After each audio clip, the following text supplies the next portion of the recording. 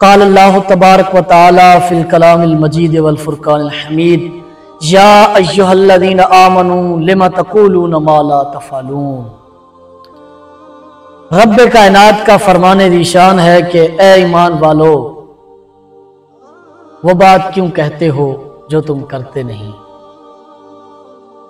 और शायर कहते हैं जी, हकीकत छुप नहीं सकती बनावट के उसूलों से, हकीकत छुप नहीं सकती बनावट के उसूलों से, कि खुशबू आ नहीं सकती कभी कागज के फूलों से।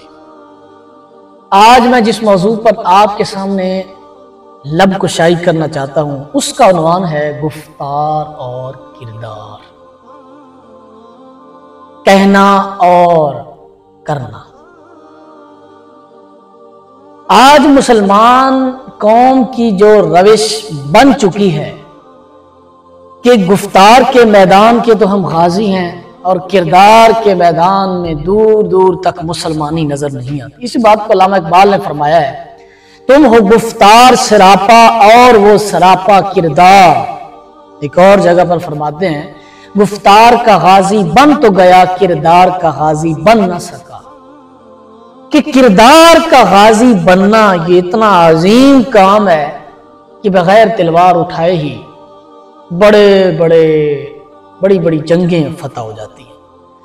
आज हम मुसलमानों की एक अजीब बात देखने में आई है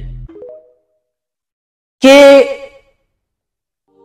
जगह जगह पर दावे, जगह जगह पर जुबानी कलामी जो है वो जंग, और अलगर्ज देखने में आता है कि ये कौम जो है हर मौके को देखकर उसके मुताबिक अपना रंग रूप ढाल जो है वो अपना लेती है। मसलन देखें, मिलादुन नबी का महीना आया तो जनाब सारे आशिक रसूल है नालैन शरीफ सीने पर लगाकर, मुहर्रम शरीफ का महीना आया तो जनाब सारे काली पट्टियां बांधकर हुसैनी हैं, और जनाब वाला इकबाल डे आया तो सारे जनाब फिक्र इकबाल को जनाब वो उसका प्रचार करने वाले खड़े हो गए। इसी तरह जनाब इंडिपेंडेंस डे आया, पाकिस्तान 14 अगस्त आया तो सारे जनाब हुब्बुल वतनी का नारा लगाने लगे। कश्मीर डे मनाया गया, मदर डे मनाया गया, फादर डे मनाया गया, मजदूर डे मनाया गया। अजीब बात है यार कि मजदूर के नाम की छुट्टी हम लोग करते हैं और मजदूर बेचारा उस दिन भी दिहाड़ी के लिए जा रहा है। तो ये महज कलामी जबानी बातें। और फिर एक और चीज मैंने देखी है खुसूसन सियासतदानों में कि किसी के साथ किसी पर जुल्म का पहाड़ टूट पड़ा, किसी के साथ इंतहाई ज्यादती की गई, किसी पर कोई ऐसा मसला आन पड़ा तो वो सोशल मीडिया पर आकर कह देते हैं जी हम इंतहाई इजहार अफसोस करते हैं। हमारी कौम माशाल्लाह जी इतने बड़े बंदे ने इजहार अफसोस किया। तो भाई ये लोग कौम को सिर्फ जो है ठग लगाने के लिए ये बातें करते हैं कि हम इजहार अफसोस करते हैं। और दूसरा, कोई नया वाकया, कोई नया हादसा, चाहे वो मुस्बत हो चाहे वो मनफी हो, और चाहे वो किसी पर जो है वो जुल्म और सितम की दास्तान हो, चाहे वो किसी की इज्जत नीलाम की जा रही हो, चाहे वो किसी का नुकसान किया जा रहा हो, चाहे वो किसी की जान ली जा रही हो, हमारे पाकिस्तानी सोशल मीडिया के ये जो छोटे छोटे लोग हैं ना जी, ये मोबाइल स्टैंड पकड़ के बैठ जाते हैं, महीना उस पर तबसरा करते हैं, ये तलाश में होते हैं कि कोई नया वाकया हो और हम उस पर तबसरों की बौछार करें। तो ये इस कौम में इनकलाब नजर आता क्यों नहीं दिखता? उसकी सबसे बड़ी वजह यही है कि हम सिर्फ गुफ्तार के गाजी रह गए हैं, किरदार हमारे अंदर नहीं है। इनकलाब तब आता है जब गुफ्तार के बातों वो कहते हैं ना जी, जो गरजते हैं वो बरसते नहीं। तो ये सिर्फ गरजने वाली कौम है। कोई नया हादसा हो जाए, कोई नई बात हो जाए, कोई नया वाकया हो जाए, कोई नई वीडियो जो है वो मंजर आम पर आ जाए तो सारी कौम भेड़ बकरियों की तरह पहले सारे यूट्यूब और टिकटॉक पर ये सारे हजरात उस पर एक दफा पहले तबसरा करेंगे। ये फर्ज ऐन समझते हैं और इनका पीछे मकसद सिर्फ अपनी दुकानदारी चमकाना होता है, अपने आप को नुमाया करना होता है, अपने आप को वाज़ेह करना होता है। कोई इनके सीने में दर्द तकलीफ नहीं होती। अलगर्ज फलस्तीन के मसला को देख लीजिए तो इधर से सारे बैठ के सारे अफसोस हो रहे हैं, नारे लग रहे हैं जनाब अल जिहाद फलां फलां फलां, भाई इन चीजों का क्या फायदा। और ये हमारा मजहबी तबका, मौलवी तबका ये भी तलाश में होता है कि कोई नवा चांद चढ़े तो हम जो है अपनी 4-5 तकरीरें बनाकर अपना एक नाम बना लें। देखिए इन्होंने जो कौम को रुख दिया कि जनाब आप फला इसराइल के जनाब आप पापड़ छोड़ दें, आप उनकी पेप्सियां छोड़ दें, आप उनके चीटोस छोड़ दें, आप उनके लेज छोड़ दें, फला फला फला। और खुदा के बंदो ये तो तिजारत थी, ये तो लेन देन था, ये तो शरअ ने जायज रखा था। हाँ वाशी नुकसान उनका होता था, अच्छी बात है, लेकिन असल जो ताल्लुक था, जो तहजीब तालीम का ताल्लुक था, वो किसने छुड़ाना है?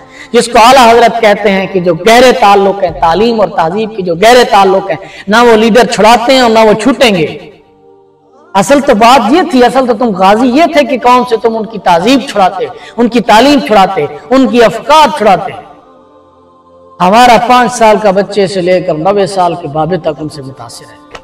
और हम जनाब कहते हैं हमने लेज नहीं खाने, हम बड़ी गैरत वाली कौम, हमने उनकी पेप्सी और कोका कोला नहीं पीना, हम बड़े गैरत वाले कौम। और भाई ऐसी गैरत है अपने पास।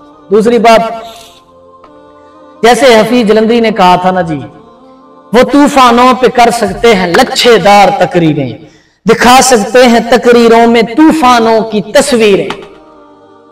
कि ये पाकिस्तानी ये वॉइस जो है ना, ये पाकिस्तानी वॉइस, इसी वजह से मैंने जो है महफिलों में जाना ही छोड़ दिया।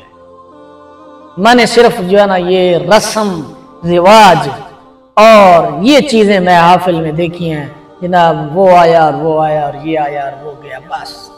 और कोई इनकलाब, कोई मकसद, कोई चीज मैंने नजर आती नहीं देखी। तो ये वही हफीज जलंधरी की बात है कि ये तूफानों पे कर सकते हैं लच्छेदार तकरीर। तूफान चल रहे हैं फितनों के, कुफ्र के, इल्हाद के, बदअकीदगी के, और जनाब वाला ये तूफानों पे लच्छेदार तकरीरें कर सकते। हमारी बेचारी सीधी सादी भोली भाली कौम। मैं अक्सर एक जुमला कहा करता हूं कि जो कौम दीन से आजाद हो जाती है ना मेरे भाई, जो कौम दीन से आजाद हो जाती है उसकी मिसाल भेड़ बकरियों की तरह होती है। कि जब भी कोई लीडर उठता है, जब भी कोई नया दावा करने वाला उठता है, चाहे वो हक खतीब हो, चाहे वो इमरान खान हो जनाबे वाला, चाहे वो ताहिरुल कादरी हो, जो भी हो, उठता है जनाब उस कौम को गले से रस्सी डालकर भेड़ों बकरियों की तरह एक को पकड़ के लेके आगे चलता है, उसके पीछे कतारें लग जाती। तो अल्लाह अब यही कहते हैं कि खुदावंदा, अल्लामा इकबाल की जुबानी, खुदावंदा ये तेरे सादा दिल बंदे किधर जाएं, खुदावंदा ये तेरे सादा दिल बंदे किधर जाएं, ये दरवेशी भी अय्यारी है, सुल्तानी भी अय्यारी, कि ये दरवेश के रूप में भी लूट रहे हैं कौम को, ये सुल्तान हाकिम पीर के रूप में भी लूट रहे हैं।